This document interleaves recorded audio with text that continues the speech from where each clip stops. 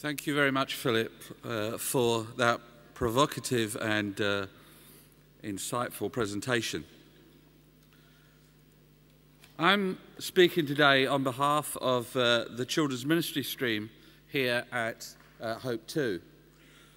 We believe that hope is rising with respect to a mission to children. We believe that there are seeds of hope in the present, and we have a great hope for the future. Some of that is captured in a short video presentation that we'd like to show you now. The video is called Today.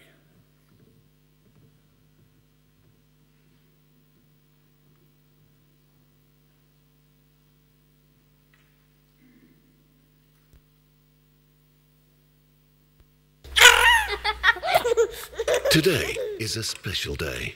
Today, more than 350,000 people will be born and 150,000 will die. Today, we'll hurdle another 2.5 million kilometers around the sun and eat enough rice to build the Great Pyramid of Giza 6 times. Today is special because of what God is doing in it.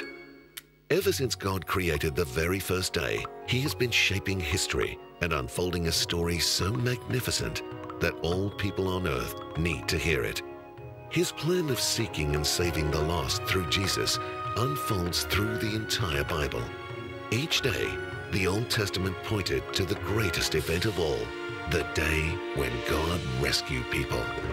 Through miracles and stories, Jesus gave glimpses of an upside-down kingdom that is unlike anything that people could imagine. A kingdom of humility, grace, generosity, and surprise. A kingdom where Jesus said, "You must be like a child to enter."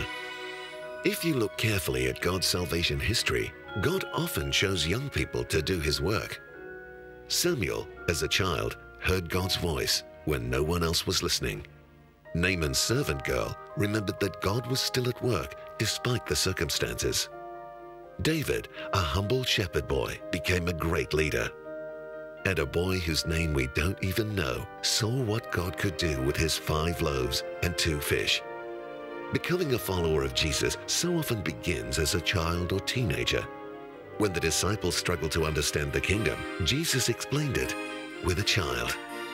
Today, 50% of all humans are young. Today is an extraordinary day. But for many, today is also a sad day. Today, more children will go hungry than ever before. More will be abused as slaves, laborers, and soldiers. Today, children are easy targets for advertisers and corporations. Many will struggle to get an education. And today, it's estimated that 1/3 of all children in the world have never heard about Jesus. But today, we are seeing God at work shaping children and shaping the world through them. Today, children are coming to Jesus across the world and learning how to follow Him daily. In many places, children are arriving at church of their own accord, being prompted by God. 20 children in one country have Bibles because their 10-year-old friend believed it was the best gift he could give them. A former child soldier leads a new life because he met a pastor with a football. He now leads a church. Today, children are caring for others and their world. Street kids in one city prayed and marched together to advocate for justice. Government and businesses have responded. Over 100,000 children planted trees to care for their environment. Today, children are discovering Jesus as they learn skills for life. Children are being discipled as they are coached in sport, in media, technology, dressmaking, and even robotics. Today, agencies and churches are partnering together and sharing resources more than ever before. Some denominations and agencies have made children a major focus for a year, for a decade, or even forever. More training strategies and resources for discipleship are spreading rapidly across the world. Each of these stories is a glimpse of real children and adults making a difference in shaping their world God's way.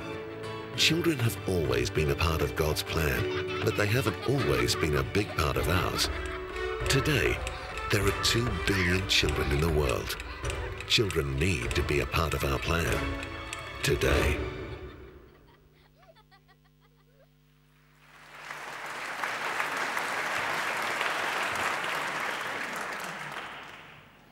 Towards the end there, the narrative says that children are often not part of our plans and that they need to be part of them. For this next few minutes, I'd like to explore how the church has related to children in the past and how it might relate to children in the present and in the future. In mission thinking, we often say that there are many unreached people groups that we need to find and reach out to. And we would say that about children, but I think we would like to contend this morning that there are no unreached children, because if we are not reaching them, somebody else will be. When we are absent from the large conversations in our culture, others will sow the seductive seeds of self-love. Our society is offering children a toxic, false salvation through fashion, violence, sexuality, money, and other spiritualities. Time does not permit a fleshing out of that assertion, but for many of you, it will ring true. The stories and pictures that once filled their minds are changing. The Victorian values of popular children's fiction has now yielded to stories of magicians and vampires. Media figures such as Lady Gaga and Rihanna bring images of sexuality without content to younger and younger minds. Popular computer games dull the senses to the human cost of violence. Many of our children are reaping what they did not sow as victims of violence and sexual abuse, and as victims of the subtle spiritual corrosions of peer pressure. They despair as they are buffeted by images of perfection and beauty in our culture. The ideal life that they see there seems beyond their reach. The fruit of these broken dreams is despair. We are witnessing an epidemic of brokenness. At this point, I could bombard you with statistics, but for each of your nations, they might be different. And in this age of Google, you will often be able to find those things out for yourself. One of our desires in this section is to provoke questions, and we can't answer them in the time frame, nor should we, because often the question is releasing curiosity, and the curiosity that you have will take you to the answer. But think on these things. What are the psychological effects on our children of family breakup? What is happening when in all 30 European nations in the last 5 years there's been a rise in substance abuse, alcohol, cannabis and hard drugs amongst children and teenagers? What is happening in our nations when 1 in 4 girls is sexually abused? What is happening in our nation when 1 in 12 boys are sexually abused? What is happening in our nations when 10% of our children are in a consistent state of mental health breakdown? What is happening in our societies when 20% of our children at some point in any given year will be having mental health issues? What is happening to our children when they are bullied and assaulted?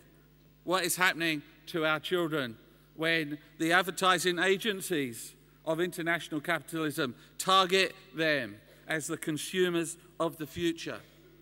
Faced with this bleak picture, we could despair. How are we to respond to this? It's time to awaken the mission imagination of our churches throughout Europe with respect to children. If we fail to dream God's dream about children, we are closing our eyes and minds to the love of children expressed in Jesus. When we neglect the child, we commit a kind of spiritual suicide. Why do we believe this? Multiple studies suggest that a very large percentage of decisions for Christ are made between 4 and 14 years old. A UK survey also estimated that 76% of adult converts pointed to a previous contact with Christianity as a child or young person. Research for the Anglican Churches of Canterbury in the UK notes that church attendance as a child or young teenager is mentioned by almost every adult active in church life. Active involvement of children in church life with specific and growing responsibilities also makes it more likely that they will remain in church. Philip refers to the demographics of Europe. One of the surveys that has been released recently suggests that the really devout believers in the Abrahamic faith are still having more children than the rest of the population. Their figures are in decline too, but they're declining slower. There's a possibility that in the next little while, religious voices will have a greater part in the conversations of our culture. But what are we to do? Because the reality is that many of our churches, our agencies, and our denominations have no vision to reach the unchurched child, and they barely have a vision about how to disciple their own. We need to reach to the past. We need to look to the past for wisdom for our future. The church throughout Europe has a rich heritage with respect to children. We call on you now to redig the ancient wells so that hope and salvation can spring up again. What does the past tell us? Concern for children was a key value of the early church. They were against abortion and the abandonment of unwanted children. They would rescue and adopt the unwanted child in defiance of the popular beliefs of their culture. In the Reformation, Luther reminded us to support parents, noting that they were the apostles, bishops, and priests to their children. The German pietists broke new ground by educating girls in defiance of the cultural mores of their time. Zinzendorf, a Moravian pioneer of world mission, engaged children and young people in prayer. Anna, a 14-year-old in his community, led and discipled the girls and women of the Herrnhut community. Our history is steeped with those who took children seriously. Charles Haddon Spurgeon, a statesman of English Christianity, would not let trainee ministers speak to the adults if they were not prepared to work in the children's Sunday school. The presenting excuse today that it's not my calling would not really have washed with Charles Haddon Spurgeon. The Sunday school movement touched many continents through many different types of church grouping for nearly 200 years. He used the Bible as a literacy textbook. One of the pioneers, Richard Raikes, was a prison reformer. He started his Sunday schools partly because he wanted to rescue the children before the culture led them away into criminality. By the early 20th century, around 95% of children in Britain would experience some contact with the Sunday school movement as they grew up. As the cities of Europe grew, great need often emerged. That need was met by the Christian community.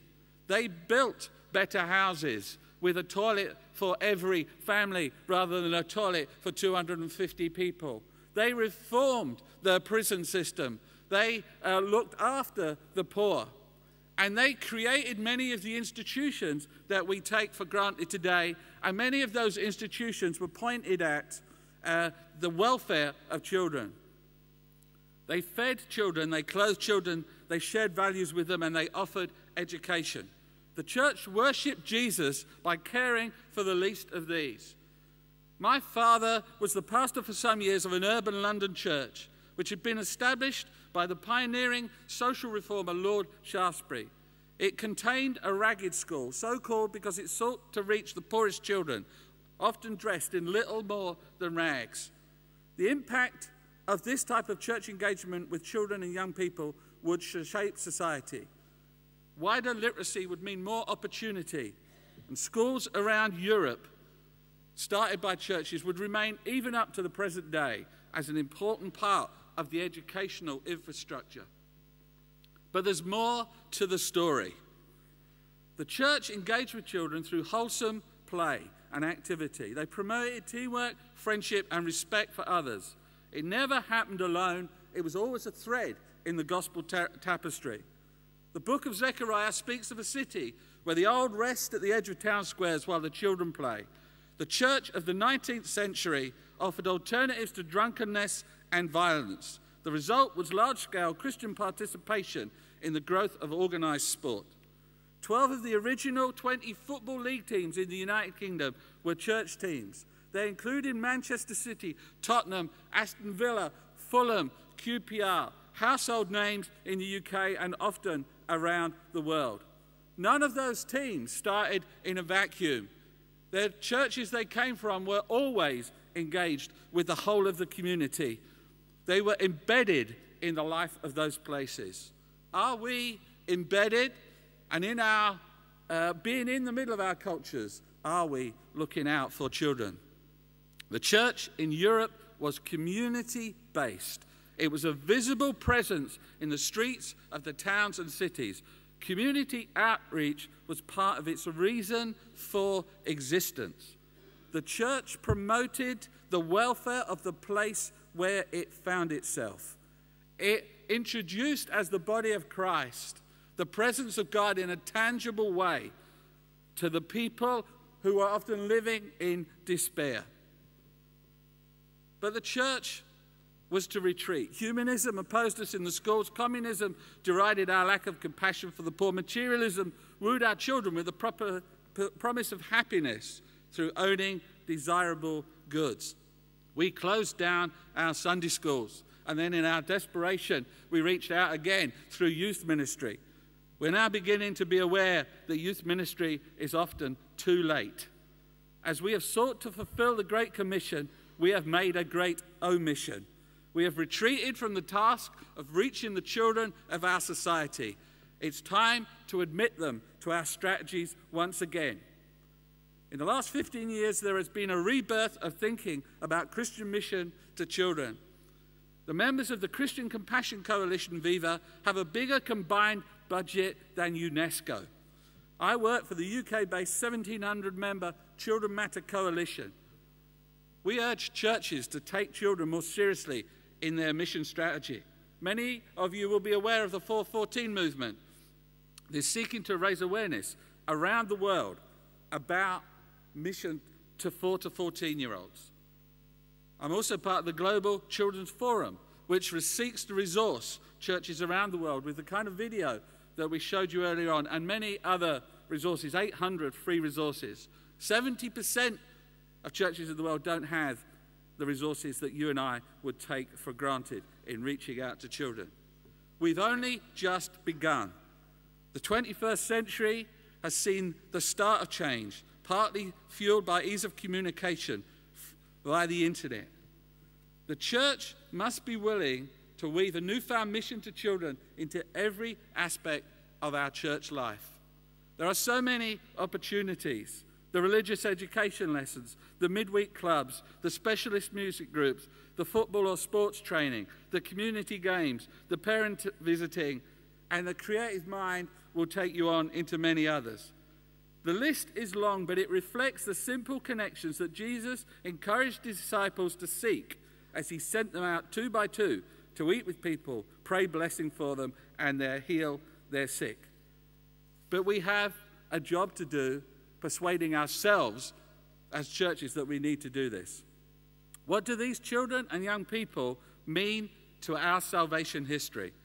Samuel, Joseph, Josiah, Naaman's maid, David, Daniel, Mary. Do we value what children understand about God, Jesus, and the Holy Spirit? Samuel prophesied to the corrupt priests of his nation. Joseph shared his insights into dreams with kings and patriarchs. I could go through the whole list. Daniel defied the demands of idolatry. Mary, the mother of Jesus, accepted her destiny and proclaimed the coming of justice. I challenge you today, and we're not doing this from a place of haughtiness or pride, but I challenge you today, do we take children as seriously as God does? Do we believe that children and youth can be used powerfully in God's purposes? Do we equip their parents to nurture faith? Do we have a vision to reach the unchurched children of our localities? Are we concerned about poverty and need in our communities? The 12-year-old Jesus put himself in the midst of spiritual inquiry. He placed a child in the midst, held them up as an example of faith. Jesus attitude to children is instructive, and he was utterly disruptive of the thinking of his day. He told those whose faith revolved around knowledge of 613 laws that they needed to have the simple, trusting faith of the child. He told his amazed listeners who believed that only the highest ranking angels saw the face of God, that the children's angels were ever before the Father. He said that children were his ambassadors and that to care for them was to worship him. He warned of judgment to all those who might stumble them.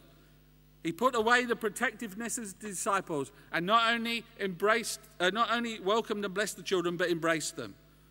The language used here is the language of adoption, the key word picture that Jesus uses to help us understand the new nature of our relationship with God. This was provocative to his Jewish listeners and even more provocative to the Greeks and Romans who would hear the message in the coming years and who had a much lower vision of the child. I finish with this. Jesus gave children a new status and mandated a vigorous community that would reach out to the rest of the community. Children would be at the heart of that. We ask you with grace and humility as you gather over the next 2 or 3 days to be thinking about what children would mean within your special interest group. What does your special interest group have to say about mission to children in relation to the things that you are discussing? We want to provoke you and ask whether the church today and us as individuals actually are the friends of sinners. We would suggest to you that it's time to restock the imagination of a generation with the stories of Jesus. It's time to welcome the children again in the name of Jesus. Because when we do, Jesus comes and shows his character in our lives and theirs. Will we offer hope to the children of Europe? We believe that we can. And we ask you to join us to seek God for a new age of salvation for the children of Europe. Thank you very much.